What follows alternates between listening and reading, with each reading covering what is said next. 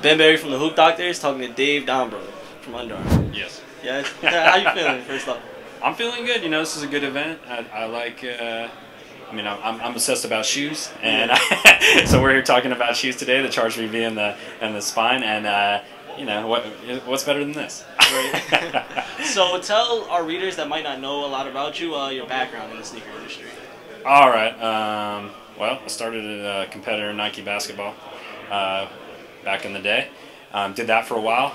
Did a little fashion in between after I left there, and then I was a creative director at Puma for a number of years, five years.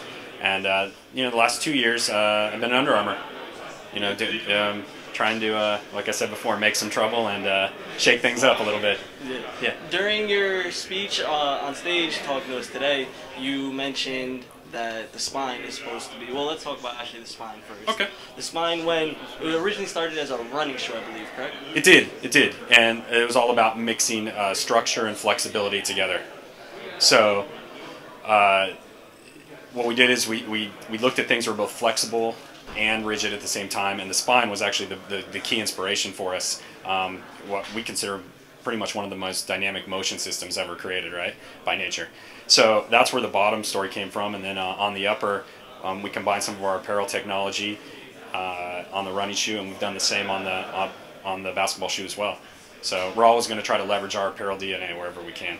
Okay, you mentioned Spine and you mentioned DNA. You mentioned there's also a phrase I heard called the Evo Anatomy. Oh, you're going back, yeah. You want to explain what that means a little bit? Evo Anatomy was all about, you know, everyone's all about mimicking the foot and lightweight and everything, and the idea that we had and that was a little bit different is, hey, we want to merge a bunch of different things. We don't want to just look at one thing. We want to look, hey, if that composite technology is the best there, and that grasshopper's doing something cool there, and that apparel is doing something cool there, we want to merge it all together and do a blend. So we don't want to mimic the human. That's often a story that some companies have used. We actually want to evolve, and that's where Evo Anatomy came in. We want to evolve your anatomy for optimum performance. Okay. Yeah. Now, looking at the Charge BB, there's really been nothing that looks like this before. The first time that a lot of people saw it was, I believe, on Will Barton at the Elite 24. Yeah, I think that's right. Yeah. That's where a lot of people saw it for the first time. Yeah. So was it his choice? Because he just joined the Under Armour team, correct? Yeah, I won't speculate on that because I don't have the you know, the ins and outs of the actual knowledge on that. But you know, I would imagine that most athletes that are you know, that are associated to UA have a reaction to it, you know, in one way or another. And obviously, I would guess that it was a positive reaction, you know, if he was wearing it. You know, just the support aspect that it gives. I think players know right away what it's doing for you. You know, it kind of sells itself in that sense, you know. Exactly. Products that sell itself, that's what it's all about. Who doesn't want that, especially in your position? Yeah, yeah. So there have been a lot, Under Armour, they're known, well, they've become known, and if people really pay attention, they'll watch games, things like that, they've been very well known for player exclusives. Maryland, of course, you know, University of Maryland, they get tons of stuff because Under Armour's based out of there. But when you look at players like Brandon Jennings, when Under Armour first started into basketball, there was plenty of prototype colorways that we'd never seen.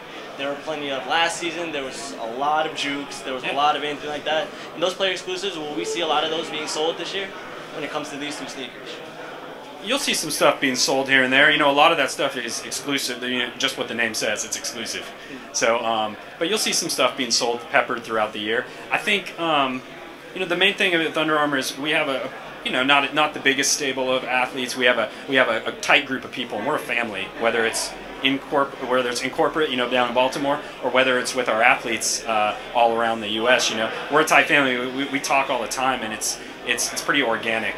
So, you know, it's a little different, I think, than some other companies where it's an athlete-corporation relationship. It's really not the case at Under Armour. You know, we support our athletes, and that's why there's so many player exclusives, because we'll get influence, and I won't say what some of them are that are coming, but they go back to their life, or they go back to a story, and, you know, make it special, basically. A real player exclusive. A real player exclusive, you got it. Just for the players. Not made up, yeah. Could you give us anything as far as what's coming out at Christmas? Well, I think like a whole bunch of things that you're not supposed to give us. If you could give us. No, I can't really. I think you saw like a special a colorway on this today. you know, that ties back to the Barclays game with the Maryland Uni. You know, we'll release that in small ways and do some things around that. You know, there'll be stuff throughout the year, and you're going to see some big stuff next year that I can't talk about. But anything maybe from Jennings' line, because I know he's about due for a new signature. Yeah, so not exactly like with Jenny specifically. Like I said before, like we have kind of a new team in place, and we're doing stuff in a new way, a new premium positioning and everything. So we're really getting to know Brandon again, and getting to know everything about him on a different level. So, you know, in time, you're going to see some Jennings stuff pop up, and we're all about our athletes. But right now, you know, you're going to see Jennings, you know, rocking some of this stuff too. Okay. Yeah. And finally, we mentioned about the University of Maryland affiliation between Under Armour, and we've seen throughout the year, our readers have seen a lot of the player exclusives that are coming, as far as with the yellow laces, with the black. Can you talk about anything else that might come for them? Yeah, you're gonna see a lot of this. A lot of the same. Like if I give specifics, it'll blow the cover of what that's going to be. I know you wouldn't be mad, but I would get yelled at. So I'll just tell you that there's going to be a lot of surprises, and just like you see on our football. I don't know, you know, if anybody's watching South Carolina last week, you know, where we did the gray unis. You know, we're gonna pick our spots, and you know, we're gonna do stuff throughout the year, and who knows, you know, you maybe you'll see a whole team wearing something like this.